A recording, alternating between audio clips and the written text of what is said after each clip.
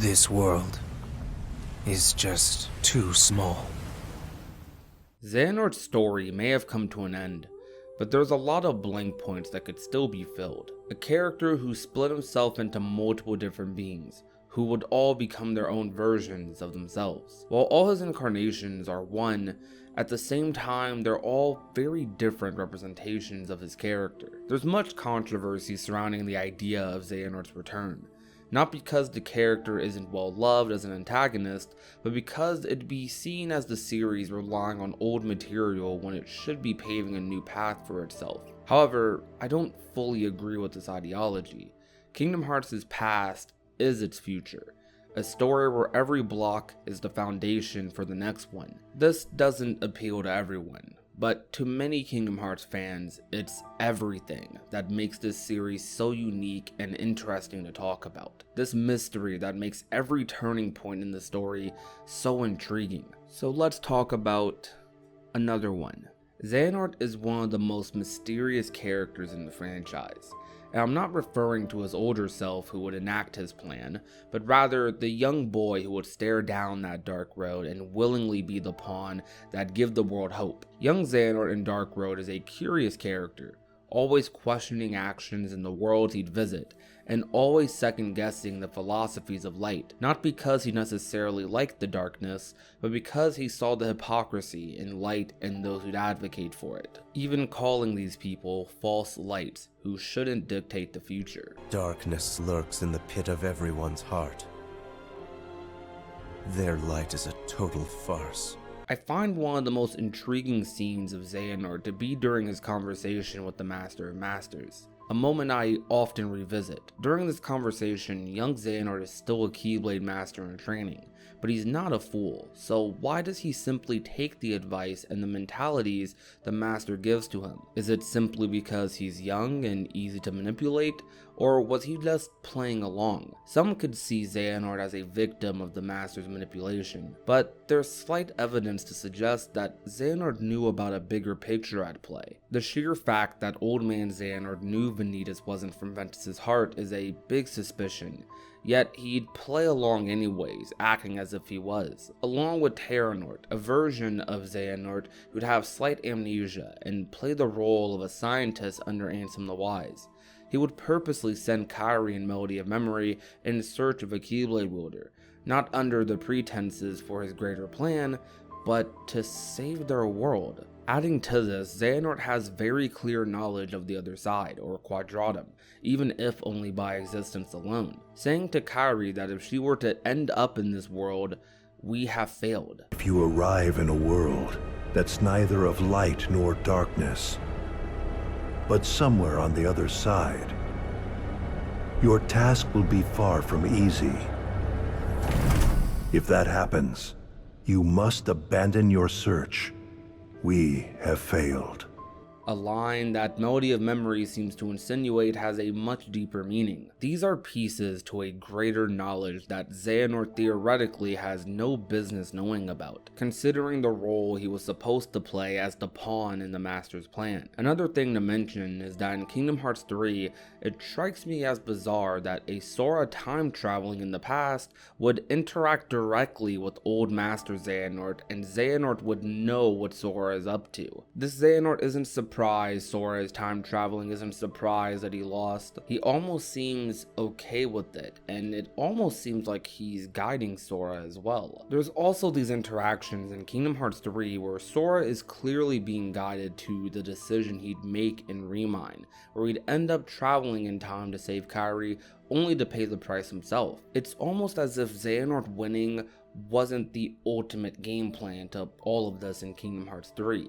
It's almost as if Sora making it to the other side was the goal, which brings us up to speed, and the title of this video. Sora is trapped in Quadratum, a afterworld. Charlitzia, who is supposed to be dead, should be a clear indicator that Keyblade wielders can end up here.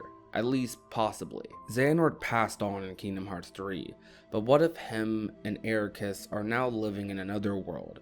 A world where the worries of training and being a Keyblade Master aren't in the cards, and they can just be normal boys and normal friends in a world without light. and without darkness. It may be a long shot, but Sora's way back could be the very person that brought him here. After the release of Kingdom Hearts Dark Road, the series director would draw this artwork of young Xehanort in a raincoat, and the community would analyze this artwork and compare very small details to areas in Japan. Some seem to think this teases a Xehanort return in Quadratum, something I believe would be a very interesting interaction, as Xehanort still has a role to play in the Kingdom Hearts series. Not as his older self, but as his younger self, in potentially guiding Sora home to finish this once and for all. Kingdom Hearts 4 gives off the impression that Sora is going to be living a small life here. There does seem to be creatures that invade this world as well, but when he's not fighting enemies, he could be doing normal teenager things, or trying to find any clues as to how he gets back. This could be where he stumbles upon a boy who looks a lot like Xehanort, and this would lead to him helping him in some capacity. Perhaps from his research as Xehanort, he figured out a way to not only access this world, but also escape it. Xehanort could also use a similar method Riku used with the Nameless Star. Since the Nameless Star was from Quadratum, Riku was able to open a portal to her home world in Melody of Memory. Perhaps Xehanort being from their world, the opposite could occur. This does become a long shot. Maybe there's a more lengthier path that could lead to the same result, because this becomes a lot more tricky with Xehanort being dead, or the equivalent since he's in this world. But you could make a similar argument that the Nameless Star is close to death herself, not having any physical essence to hold on to. Xehanort, I believe, is the perfect character for this, as it directly confronts Sora with his greatest enemy throughout the Kingdom Hearts series in a setting where they don't have to fight. Xehanort willingly accepted defeat to Sora in Kingdom Hearts 3 and moved on. I'm sure Sora would be wondering why he decided to concede defeat after trying essentially his entire life to achieve his goals. Through this conversation, Xehanort could explain to him the real reason he went down this path in the first place, and this could be where Sora finds out about the greater threat in the Lost Masters, and his need to return home becomes pivotal.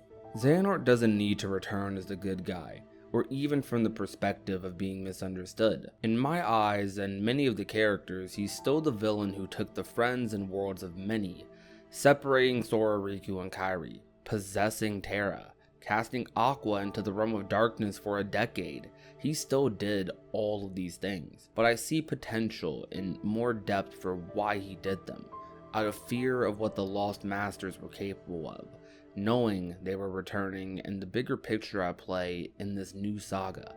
I think we've seen enough of Old Man Xehanort. His story is over. If the series truly does explore this character more, who Nomura said in the past was his favorite, I'd love to see more of young Xehanort, and Xehanort as well. Xehanort knew a lot for a scientist under Ansem the Wise. This version of Xehanort would also be the one who'd do experiments on Subject X, who we know from the secret reports is a old Keyblade wielder from the Key Saga. There's a lot of mystery to explore here. Young Xehanort, on the other hand, while being around since Dream Drop Distance, has been explored more in games like Dark Road, but I feel like there could still be more to get out of this character that isn't locked behind a phone screen, despite how great the story was. But now I'm open to it because I think there's a lot of potential for some great storylines and possibilities here. Also, if Melody of Memory or Remind were any indication, there's definitely more story to tell. In a game mentioned, Kingdom Hearts Dark Road, they dubbed Xehanort the Child of Destiny,